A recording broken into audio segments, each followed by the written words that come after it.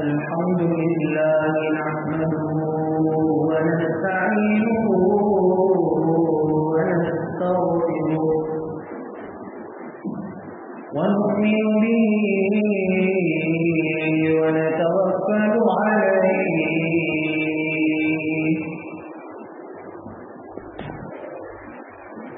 ونعوذ بالله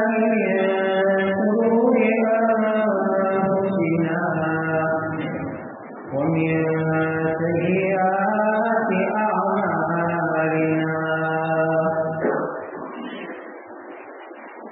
من يهده الله فلا مضل له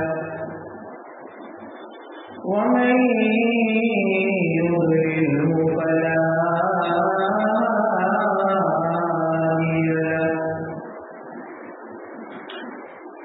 ونشهد أن لا إله إلا الله وحده لا شريك له ونشهد أن سيدنا ونبينا ومولانا محمدا عبده ورسوله صلى الله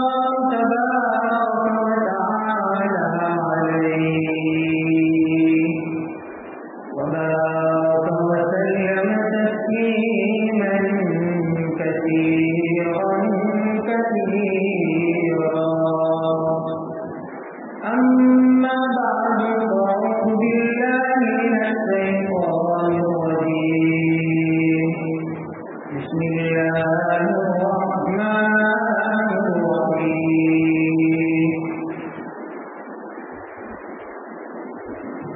ويا قوم استغفروا ربكم ثم توبوا إليه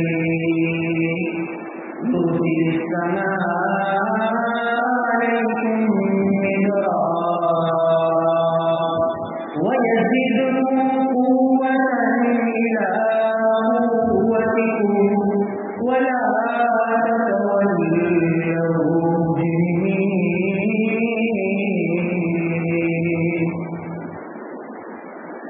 وعن عبد الله بن عباس رضي الله تعالى عنهما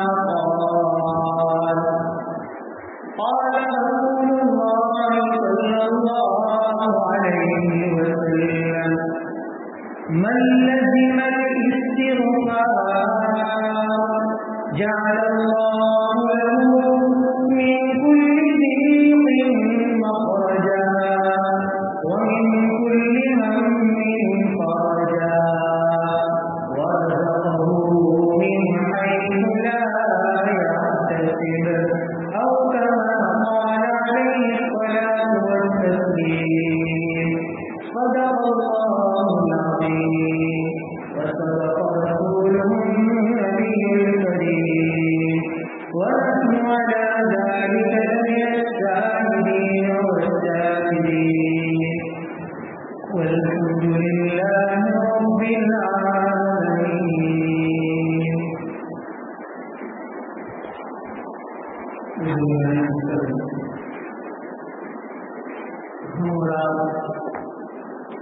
जिस महीने से गुजर रहे हैं वो महीना ज़ुल्क़अदा का महीना है। ये महीना बड़ा बारकत महीना है, इसलिए ये अशूरे शुरू में से अल्लाह तबारक व तआला سال کے 11 مہینے پیدا کرنا اس وقت سے جب کہ اللہ تعالیٰ نے آسمان اور زمین کو پیدا کرنا تب سے سال کے 12 مہینے اللہ تبارک و تعالیٰ نے پیدا کرنا. وہ یعنی اسلامی مہینے ہیں، یہ کسی انسان کی دین نہیں ہے بلکہ اللہ کی عطا اور اللہ کی دین ہے. اور یہ اسلامی مہینوں میں سے 11واں مہینہ چل رہا ہے اور اس کے بعد ذوالحجہ جو کہ اسلامی مہینوں کا آخری مہینہ، اس کے بعد محرم الحرام جس سے نیا اسلامی سال کا آغاز ہوتا ہے. لیکن ان 12 مہینوں میں 4 مہینے ایسے ہیں کہ جو بڑے محترم ہیں، قابل احترام ہیں. 3 مہینے لگاتار آتے ہیں مسلسل، ذوالقعدہ، ذوالحجہ، محرم الحرام اور ایک رمضان شعبان سے پہلے رجب المرجب.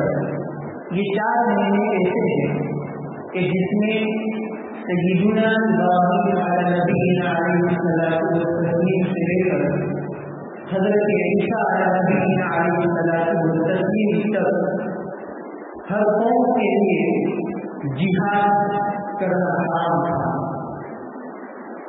جہاد ممنوع، قتل و قتال گارنٹی آپ نہیں کر سکتے. حالانکہ جہاد ضرورت کے وقت اسلامی حکم ہے، بہت بڑی عبادت ہے. لیکن ان 4 مہینوں میں اگر جہاد بھی ممنوع کرا دیا، منع کیا جہاد نہیں کر سکتے. لیکن نبی کریم صلی اللہ علیہ وسلم کو جب نبی بنا کر بھیجا گیا تو اس حرمت کو ختم کر دیا گیا کہ اب آپ جہاد کر سکتے ہیں ان 4 مہینوں میں. لیکن حرمت ابھی بھی کچھ نہ کچھ باقی ہے. امام ابوبکر کے ساتھ راضی ہے. احکام القرآن میں لکھا ہے کہ ان 4 مہینوں میں اگر انسان نیکی کرتا ہے تو اس کا ثواب بھی زیادہ ملتا ہے عام مہینوں کی بنسبت. اور ان 4 مہینوں میں اگر کوئی گناہ کرتا ہے تو اس کا وبال بھی زیادہ ہوتا ہے عام مہینوں کی بنسبت. تو میں اور آپ جس مہینے سے گزر رہے ہیں یہ ذوالقعدہ کا مہینہ ہے اور یہ اب پورے علوم میں سے محترم، قابل احترام، قابل تعظیم، قابل تقریب مہینوں میں سے ہے. اللہ تبارک و تعالیٰ نے اس کے احترام کو دیا ہے. الغرض اللہ تبارک و تعالیٰ سے دعا کرنا ہے اللہ تبارک و تعالیٰ ان حرمت والے مہینوں کی صحیح معنی میں قدردانی کرنے کی کوشش کریں.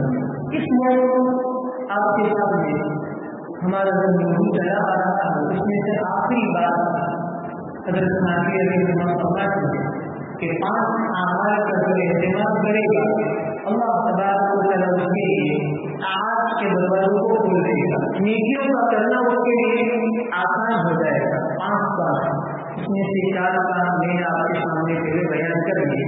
پہلا کام علم اور صحبت علماء. دوسرا کام 5 وقت کی نمازوں کا اہتمام. تیسرا کام قلت کلام و قلت مخالطت، کم سے کم بولنے کی عادت ڈالنا اور لوگوں سے ملنا جلنا کم رکھنا. چوتھی چیز مراقبہ و محاسبہ، روزانہ رات کے وقت دین کے اعمال کا جائزہ لینا ہے.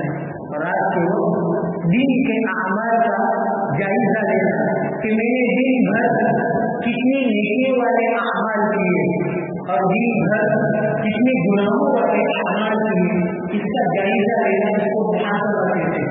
اور دین میں کوئی ایسا کام کرنا جس میں آپ ہو اور آپ کا اللہ ہو، کوئی تیسرا ہو، اس کو مراقبہ کہتے ہیں. یہ 4 چیزیں ہوئی. اور یہ 5ویں چیز توبہ و استغفار. توبہ و استغفار. اللہ تبارک و تعالیٰ نے انسان کو پیدا فرمایا تو انسان کے لیے اللہ تبارک و تعالیٰ نے 2 راہیں رکھی ہیں. ایک شیطانی تعبودی راہ کو رکھا ہے اور ایک رحمان کی راہ کو رکھا ہے. فَأَلْهَمَهَا فُجُورَهَا وَتَقْوَاهَا. اللہ تبارک و تعالی ہر انسان کے نفس کے اندر نیکی کے کرنے کی طاقت کو بھی رکھتا ہے، گناہوں کے کرنے کی طاقت کو بھی رکھتا ہے. دونوں طرح کی طاقتیں اللہ تبارک و تعالی ہر انسان میں رکھی ہے. کوئی انسان اگر یہ دعویٰ کرتا ہے کہ مجھ میں تو صرف گناہ کی قوت ہے اور کوئی طاقت نہیں ہے، وہ انسان نہیں ہو سکتا. اگر کوئی یہ دعویٰ کرتا ہے میرے اندر کوئی نیکی کی طاقت اور قوت ہے، اس کے علاوہ کوئی طاقت اور قوت نہیں، وہ بھی انسان نہیں ہو سکتا، وہ فرشتہ ہو سکتا ہے. لا یعصون اللہ ما امرهم، فرشتوں کی مطابق ہمارا عقیدہ ہے وہ اللہ کے احکام کی نافرمانی نہیں کر سکتے. مجھے اور آپ کو اللہ تبارک و تعالی نیکی کے کرنے کی قوت بھی دی ہے اور گناہوں کے کرنے کی قوت بھی دی ہے. اب سماج انسان کا یہ ایک طاقت کا استعمال کرے اور ایک طاقت کو ترک کر دے. لیکن انسان یہ انسان ہوتا ہے، بشر ہوتا ہے. اگر بشر اور انسان سے گناہ نہ ہو تو وہ انسان نہیں ہے. وہ انسان سوائے حضرات انبیاء علیہ السلام کے نفوس قدسیہ میں انبیاء علیہ السلام کی ذات ایک ایسی ذات ہے جو تمام فضائل اور فضائل سے محفوظ ہوتی ہے، معصوم ہوتی ہے. ہمارا عقیدہ کسی نبی سے کوئی گناہ کبیرہ اور گناہ صغیرہ کا ثبوت نہیں ہوتا. خلاف اولاد یہ الگ بات ہے، یہ ہمارا عقیدہ ہے. اور حضرات صحابہ یہ محفوظ ہے. حضرات صحابہ محفوظ ہونے کا مطلب کہ کوئی صحابی ایسا نہیں ہو سکتا کہ گناہ ہو جائے اور بغیر توبہ سے اس دنیا سے چلا جائے. کوئی صحابی ایسا نہیں ہو سکتا. یہ ہمارا عقیدہ ہے. سارے کے سارے صحابہ کیا ہے؟ محفوظ ہے. اور سارے انبیاء علیہ السلام معصوم ہے. سارے انبیاء معصوم اور سارے صحابہ یہ معصوم. اور ان کے علاوہ بنی نوع آدم تو کہا کہ ان سے گناہ بھی ہو سکتے ہیں اور ان سے نیکی بھی ہو سکتی ہے. لیکن کل بنی آدم وفی پوری کے پوری انسانیت یہ سب کے سب خطا کار ہے. گناہ انسان سے ہو جاتے ہیں اور گناہ اگر ہو تو وہ اپنا نام بدل دے، وہ انسان نہیں ہو سکتا. گناہ انسان سے ہو سکتا ہے اور ہوگا. کل بنی آدم خطاؤون، ہر انسان سے گناہ ہو سکتا ہے. کسی سے کبیرہ تو کسی سے صغیرہ تو کسی سے خلاف اولاد تو کسی سے خلاف افضل تو کسی سے مقبول تنظیم تو کسی سے مقبول تنظیم کا ارتکاب ہوگا.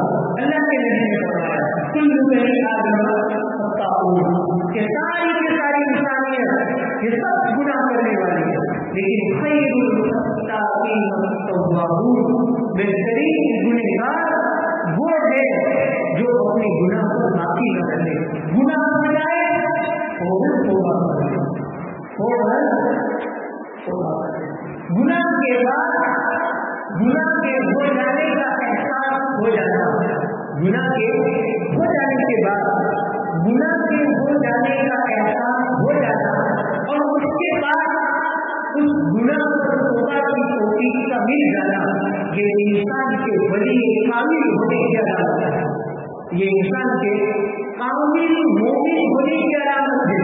اللہ کے نبی نے فرمایا اذا صدقت وساعت سیئۃ فانت مؤمن، کہ جب نیکی کرنے کے بعد دل میں خوشی محسوس ہو اور گناہ کرنے کے بعد دل میں تکلیف محسوس ہو، افسوس، ندامت، تعلم القلب جس کو عربی زبان میں کہتے ہیں، یہ کیفیت پیدا ہو جائے.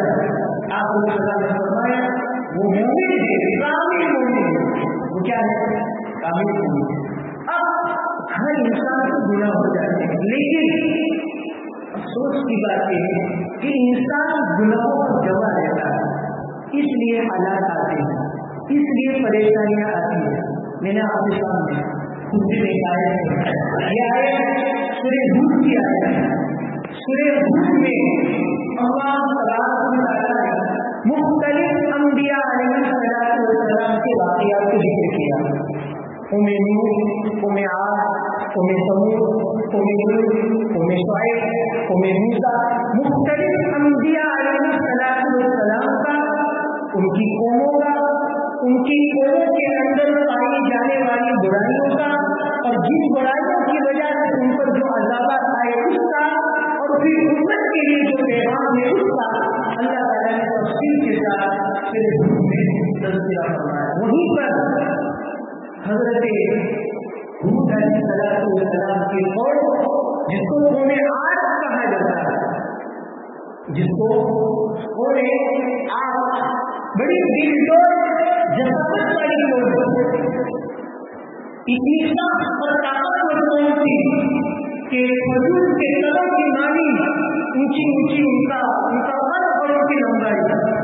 لیکن جب اللہ کی نافرمانی پر اترے تو قرآن کریم نے فرمایا ہم نے ان پر مسلسل 7 دن تک اور 8 راتوں تک سب تیز متتابعاً اللہ تعالیٰ نے ہواؤں کو مسلط کر دیا.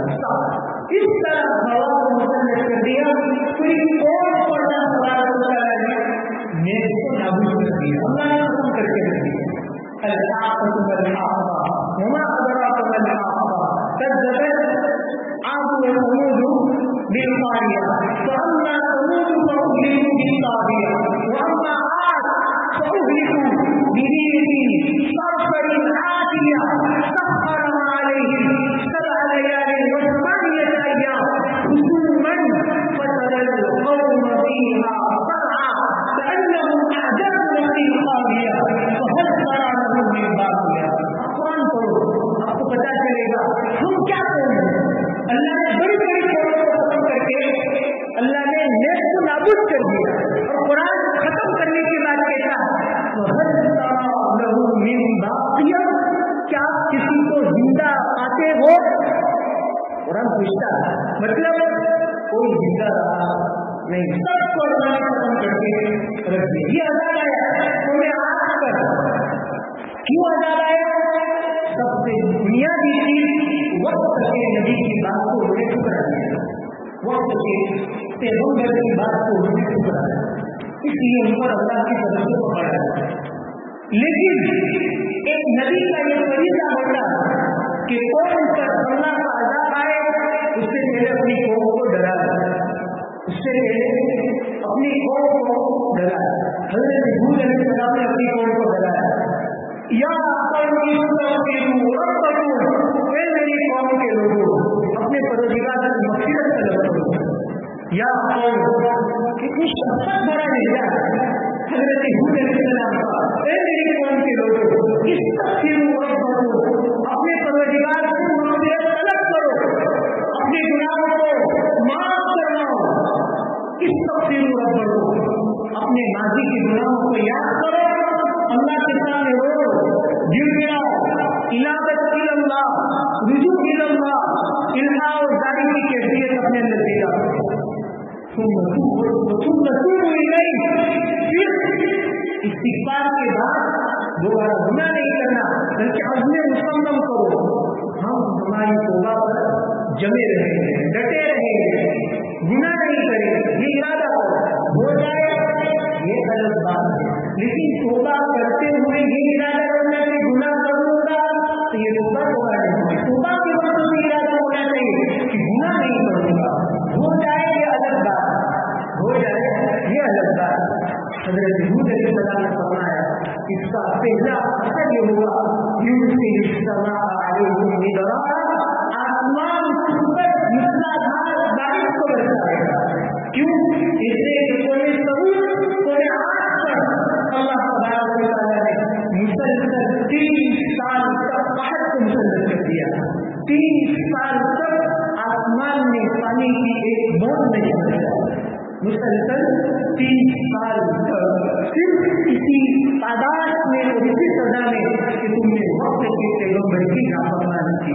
اس وقت حضرت ہود نے اپنی قوم کو جو خطاب کیا، قوم عاد کا پورا کے پورا نقشہ اگر ہم دیکھتے ہیں اس وقت इस उम्मत में भी पाया जाता है। हजरत हूद अलैहिस्सलाम की वो नसीहत आज पूरी उम्मत के लिए नसीहत है। हूद का वो बयान आज उम्मत के लिए बयान है। हूद का वो वाज आज उम्मत के लिए वाज है कि इस्तग़फिरू रब्बकुम। आज अगर हालात दुरुस्त करने हो, अपनी जिंदगियों को, कौम की जिंदगी को, मुल्क की जिंदगी को बचाना हो तो अपने अमाल को सुनिए। इस्तग़फिरू रब्बकुम सुम्मा तूबू इलैहि, फिर तौबा करो। तौबा का मतलब यहाँ कि इस्तिग़फ़ार के बाद तौबा का क्या मतलब? मुफस्सिरीन ने लिखा है इसका मतलब ये है कि अब अपनी तौबा पर जमे रहो, गुनाह न करने का इरादा करो। युर्सिलिस समा अलैकुम मिदरारा, अल्लाह बारिश बरसाएगा, अल्लाह बारिश बरसाएगा। फिर उसके बाद वयज़िदकुम कुव्वतन इला कुव्वतिकुम, अल्लाह तबारक व तआला तुम्हारी मौजूदा कुव्वत में मजीद कुव्वत का इजाफा करेगा। अगर तुम दिलडोर हो, तुम अपनी कुव्वत और ताकत पर और अपने हुनर पर और अपने इल्म पर तुम्हें गुरूर दे, गुरूर न करो, तौबा करो, झुक जाओ, गिड़गिड़ाओ, रो, मत के पैगंबर की बात मानो, अल्लाह तुम्हारी कुव्वत की इजाफा करेगा। आज मुसलमानों की कुव्वत मुजमहिल हो चुकी है, मुस्तरिफ हो चुकी है, मुसलमान पारा हो चुका है।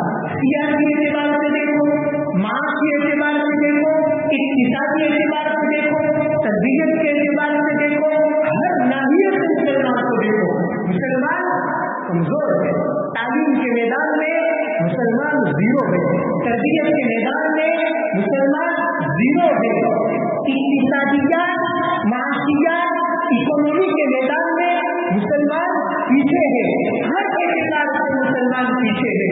ये पहले भी था, मुसलमानों पर ऐसा बोझ आता है अल्लाह की तरफ से, अल्लाह एक हालत कभी किसी कौम की नहीं रखता, अल्लाह अखबार को बदलता रहता है, कभी उरूज तो कभी जवान, कभी जवान तो कभी उरूज।